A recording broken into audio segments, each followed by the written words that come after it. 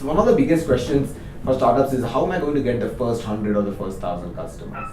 And that really matters, how successful they are, because once a startup has got traction and momentum, it's like oxygen, because it just fuels a positive energy, it gives up with more creative ideas, it helps attract new talent, it helps attract new investors, and it just leads to a virtuous cycle which keeps growing. So it's very important to have that initial traction and the initial trajectory. And very often, when startups stumble and they get hitched to a slow growth path, it can lead to a lot of challenges down the road. So the first initial customer acquisition and how well it is done, very important.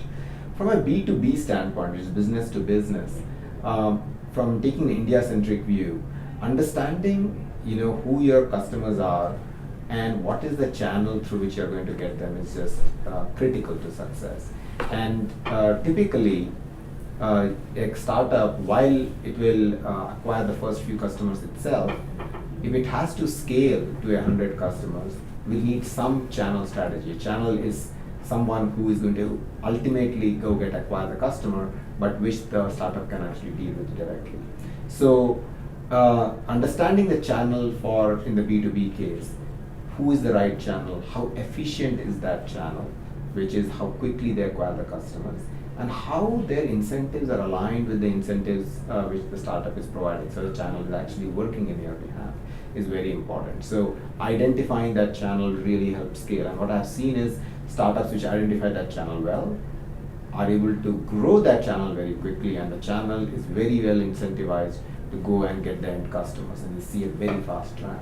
And other startups which might have what looks like very good channel, but they don't have the sales incentives and a proper understanding of the channel dynamics identified, can really stumble. You can have deals, but you actually might not see traction. So that's probably on the B2B side. On the B2C side, which is direct to consumer, it is a little bit more well known. I think the understanding here is the standard digital marketing pieces, which is search engine optimization, SEO, search engine marketing, SEM.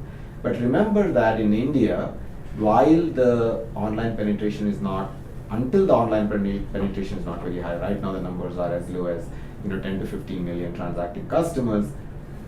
That is going to be a challenge. So typically I would say a B2C company which relies solely on online might need to either have scale its customer acquisition accordingly, or have some other channel which is actually feeding it customers, which could be a hybrid channel. So by hybrid, I mean having some offline channel which can actually acquire customers, could be on the retail side or some partnerships, as well as the online channel which is acquiring it. I think that in about 2 to 3 years' time, when there's enough critical mass of users, which is several times the current size, it might be a slightly different story. So that's the online piece, going after Facebook or Google. But on the offline side, look at somebody who has got a wide footprint. So for example, take Cafe Coffee Day, right? It's got a lot of outlets. So it's actually going after a consumer, and that target consumer is somebody who actually frequents this kind of an outlet. Then a relationship with Cafe Coffee Day would make a lot of sense, wherein you're actually giving them an incentive, which could be a revenue share or a profit share kind of thing. And a lot of consumers who are coming there are able to see your product because they might have a standee which says that, hey, XYZ products are out there, and why don't you actually take it? So now you have somebody who has the muscle and physical feet on the street, actually helping you with the brand awareness as well as the value proposition, and that helps get the customers in. And once they get in, and there is word of mouth, you can actually start doing fairly interesting things. But one very critical point, let me actually put out there.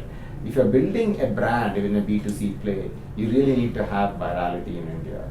And what virality I mean is that when the consumers are really, as a way of using the product, introducing new consumers, or a very strong word of mouth, wherein they're actually really going to talk about it. Because if that is not the case, the amount of capital required, at least currently in India with an under-penetrated online population, becomes very high. So understanding this piece, is my product viral? Is my product actually going to have a high word of mouth? Is my product something which an offline retailer or somebody who has got a strong offline presence be interested in partnering with are some of the ways to think through before looking at, before understanding whether a large scale acquisition in B2C is viable.